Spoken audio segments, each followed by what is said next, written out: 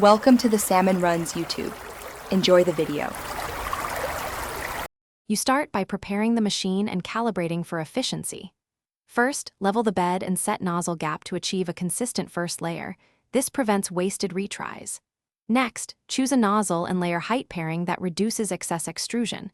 For example, a 0, 4 mm nozzle with 0, 2 mm layers balances strength and material use. Finally, set conservative infill and perimeters so you only print what you need, because accurate setup reduces waste and reprints. Once done with calibration, you focus on slicing strategies that cut filament usage. Start by choosing an efficient infill pattern like gyroid or honeycomb and reduce density to 10–20% where structural needs allow. Then enable adaptive layer height so detailed areas stay fine and flat regions print thicker. That saves filament without sacrificing function. Also, lower perimeters to 1 or 2 and tune top/bottom thickness to the minimum acceptable, because every saved shell and reduced infill directly lowers filament consumption.